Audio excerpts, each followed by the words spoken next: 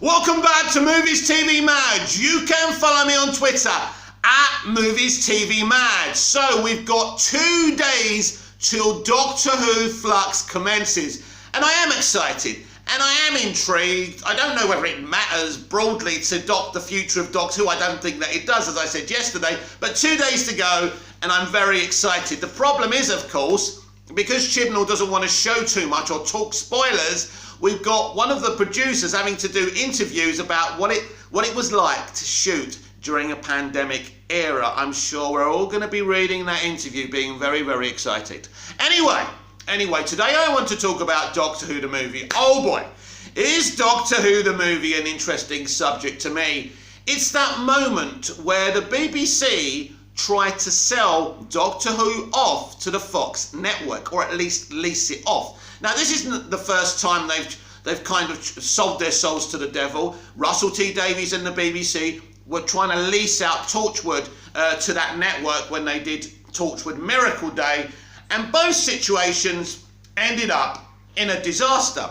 But you see, the BBC are a bit like a prostitute on a busy night. They will sell their soul to the devil, and that's what they did with Doctor Who. Make no mistake, and I don't know how many of you are aware of this, they were selling Doctor Who off to 20th Century Fox. So, and I think it was either ABC or Fox. It doesn't matter which American network it was. The point is, they were leasing it out. They literally, this was a pilot for a series on an American network. So when you see Doctor Who the movie, and I mean, anyone who's got the Blu-ray or the DVD, or you can catch all the interviews about the making of this and what went into it, and the disastrous decisions that were being made, and the fights the director had to put in. Even the casting was, not the casting of Paul, because I love Paul as the Doctor in that movie. And I was devastated we didn't see more of him. In fact, I was devastated that that pilot wasn't successful. Even though I was outraged that the BBC was selling Doctor Who to the Americans, I still thought, this could work. And I mean, it was great to see what Doctor Who can do with all the bells and whistles. But there's more to Doctor Who the movie than the actual movie, and as we all know.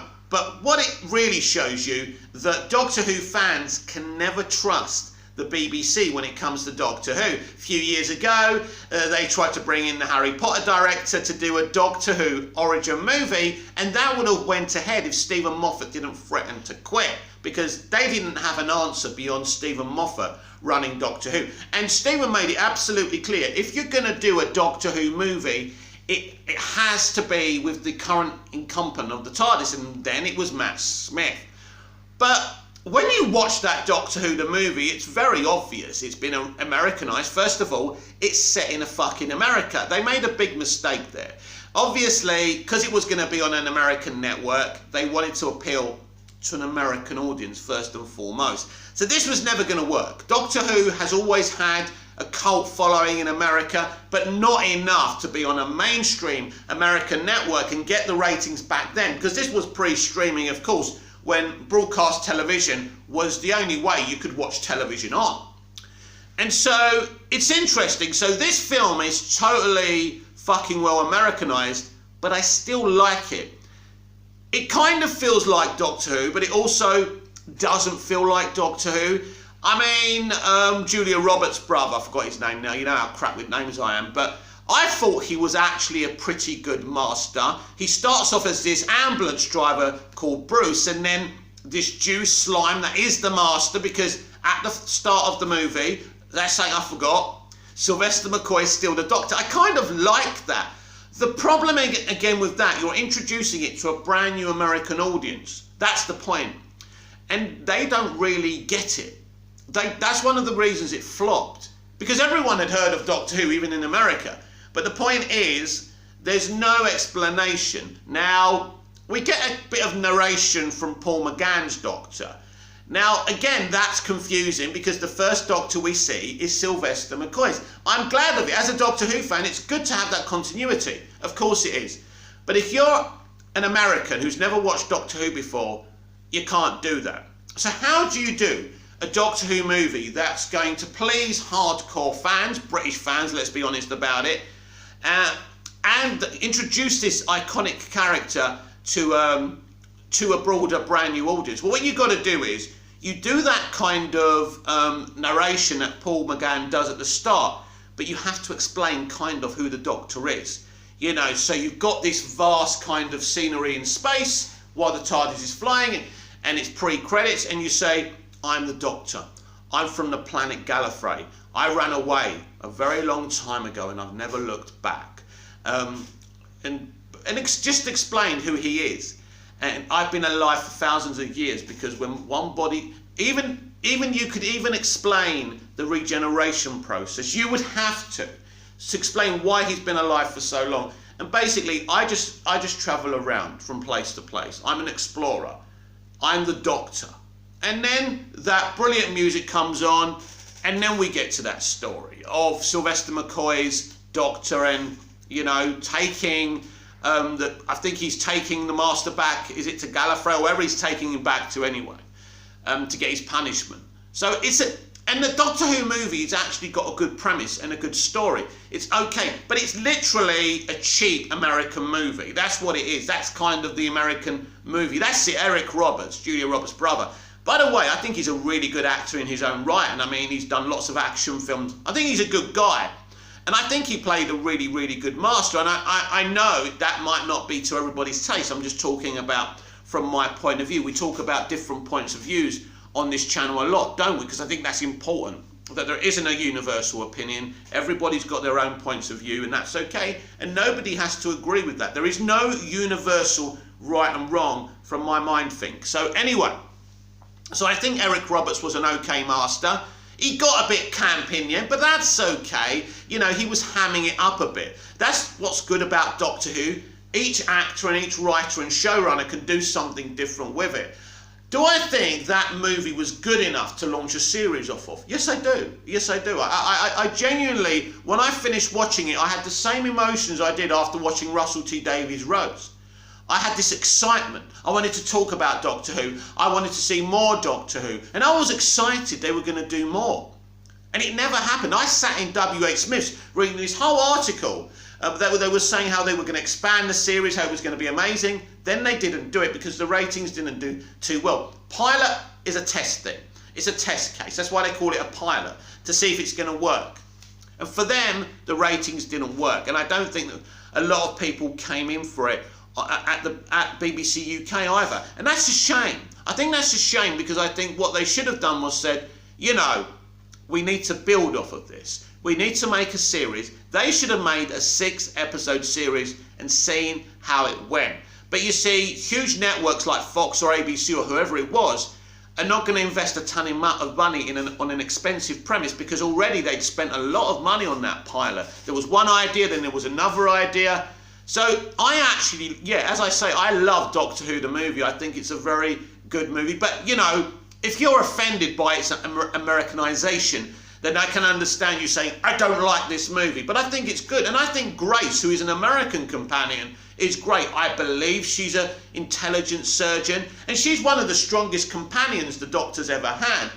And I mean, at the time, people got pissed off because the Doctor and Grace had a kiss in the end. I didn't bother me. I mean, I hated all that as a young boy. Why are you kissing? I mean, even when I was watching Titanic and I was kind of, what, in my 20s then? Oh, this lovey-dovey shit. Let's just see the fucking boat sink, right? I've always been like that, like the love interest or love scenes or sex scenes. I don't see the point of them in films. They bore me.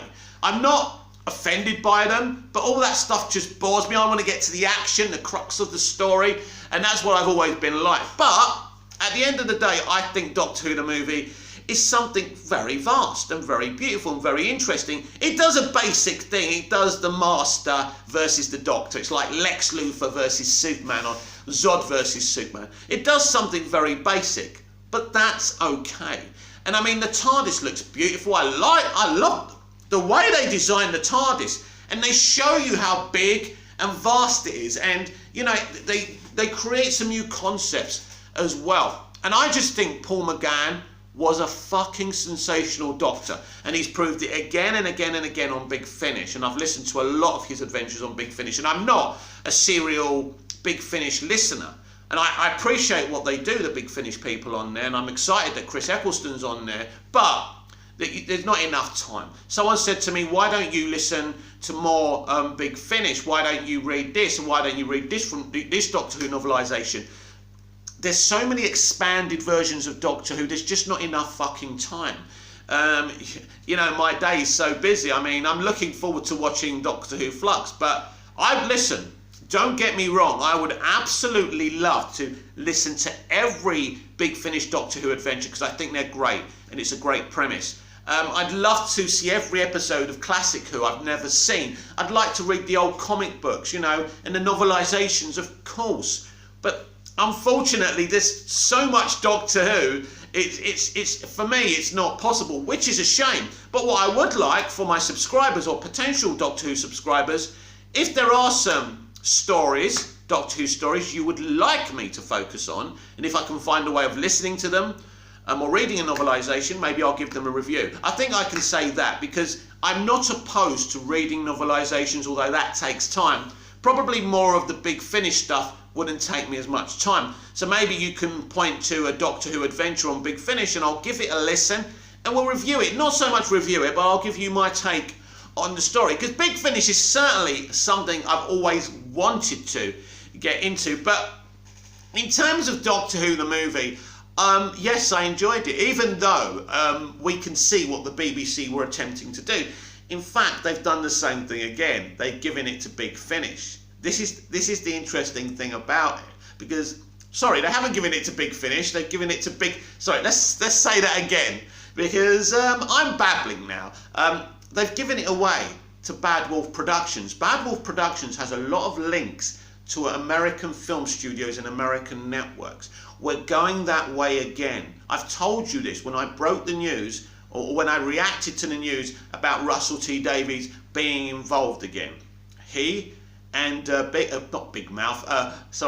Wolf Productions have wrestled this away from the BBC. They have no authority over it now.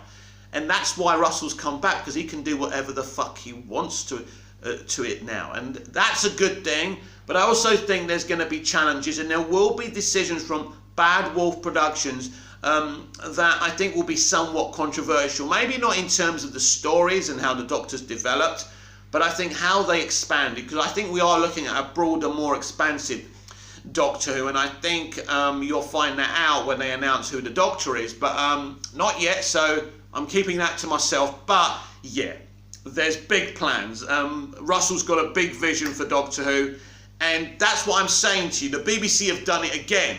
You know, they've literally tried to sell it off to an American network. They did the same with Torchwood, didn't work, and now I think they've done the same thing with Bad Wolf Productions. Hopefully, Russell can really dominate Doctor Who now and give it the vision and the vastness it deserves in the 21st century. No, in the classic era, Doctor Who wasn't epic, wasn't vast, and wasn't broad. But that's what you need to do. You need to turn Doctor Who, you need to give Doctor Who the June treatment. That's what you need to do. You need to do something vast and expand people's minds and imaginations with it. Now, that's something that maybe the older fans can't appreciate. Maybe I'll get a few thumbs down for it, but that's what Doctor Who needs to be right now. And that's what Doctor Who would have been if the Americanized Paul McGann series continued. This has been the Doctor Who Daily. I'm Mick, your host with the most. Just ask your girlfriends and your wives. Please like, share, comment, subscribe. Like as much as you can. It helps more visibility for the channel and the videos. I will be back tomorrow with even more Doctor Who Daily. Until then, goodbye.